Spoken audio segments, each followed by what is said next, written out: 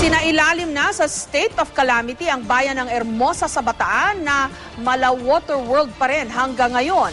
Salat na rin sa pagkain at inuming tubig ang mga residente roon. Isinara naman sa motorista ang isang kalsada sa Caranglan, Nueva Ecija na nabakbak dahil sa matinding ulan. Habang sa Marilao, Bulacan, isang binatilyo ang nalunod sa kasagsagan ng masamang panahon. Live mula sa Hermosa sa Bataan, may report si Micaela Papa. Mika? Jessica, tinatayang halos 25,000 pamilyang apektado ng patuloy na paghagupit ng malakas na ulan at hangin dito sa lalawigan ng Bataan. Katunayan, isinailalim na nga sa state of calamity ang bayan ng Hermosa kung saan maraming residente hirap pa rin sa pagkuha ng makakain at maiinom. Walang humpay pa rin ang pagbayo ng malakas na ulan sa lalawigan ng Bataan. Sa Barangay Almacen sa Hermosa, lampas tao pa rin ang baha. Pangunahing problema ngayon ng mga residente ang malinis na tubig. Ayon sa munisipyo, may ilang kaso na ng LBM dahil sa pag-inom ng tubig mula sa mga nalubog na poso. Pati pagkuha ng pagkain, problema dahil kailangan pang lumusong sa baha. Sa halos 2 linggong pagkakalubog ng Barangay Almacen, aminado ang lokal na pamahalaan na kulang ang rasyon at medisina ng munisipyo sa mahigit 1,000 pamilyang apektado. Kaya kanina, nagdeklara na ng state of calamity sa Hermosa. Pag sinabi mo kasing 1,000 families na magbe-benefit ng dalawang relief goods, that's good for 1 day. By doing so, kasi pwede namin ang gamitin yung 30% doon sa calamity fund namin. Sa Marilao, Bulacan, nagluluksa ang pamilyang ito patapos malunod sa humargasang ilog ang kanilang binatilyo. Kinilala ang biktimang si Patrick de la Rosa. Kwento ng pinsan nitong si Jericho. Nagkayayaan daw silang magkakaibigan kasama si Patrick na magtungo sa ilog para maligo.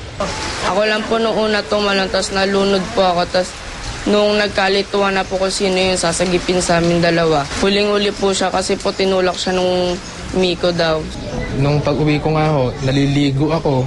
Maya-maya ho, may pumuntang tao rito na babae. Hinahanap po yung asawa ko. Ngayon sabi, meron daw nalunod na bata dyan ho sa tulay ng Marilao sa ilog. Nung pagkasabi ho nung babae na yun doon, pumunta ho agad ako ron. Pagdating ko nga ho ron, sinasabi ho ng mga batang kasama niya, na nalunod nga daw, gawa nung itinulak ho nung isang kasama niyang bata.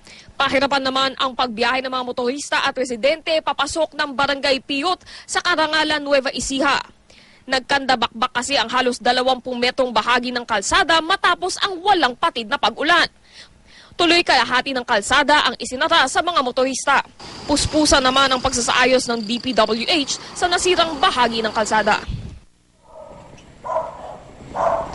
Jessica, ayon nga sa pamahalaang lokal ay magiging maingat sila sa paggamit ng calamity fund dito sa Hermosa at karamihan nga ito ay mapupunta sa pagbili ng relief goods na magsisilbing pantawid gutom sa mga residente. Jessica? Okay, Mika, mula ba nung Monday o over the weekend, hindi nagbago ang weather dyan sa Bataan? Jessica, pabugso-bugso pa rin yung malakas na pag-ulan at hangin dito, although with the passing days napapansin natin na less frequent na itong pag-ulan. Pero kung mapapansin nyo, lagi kaming naka-jacket dito dahil parang every 20 minutes ay pabalik-balik nga itong ulan. Pero sabi nga ng mga, sabi ng munisipyo, sanay naman sila dun sa mataas na baha, dulot nga ng malakas na pag-ulan. Ang ikinatatakot nila ay pag maulit yung malakas na hangin na nangyari sa kanila nitong Sunday nung kasagsagan ng bagyong Hener, na ito daw talaga yung pinakamapanganib at hindi nga sanay daw yung mga tao kapag inaagos na itong tubig baha, Jessica. Okay, pero yung tubig baha hindi bumababa, Mika? Jessica, taas-baba nga itong tubig baha, depende dun sa lakas ng ulan. Kung maalala natin, nung isang araw lampas tao din yung baha dito at actually bumaba siya hanggang abot bewang nung other day. So akala na nga ng munisipyo ay medyo gumaganda na yung sitwasyon. Pero ito nga, lumakas na naman yung ulan, kaya naman umabot na naman sa lampas tao.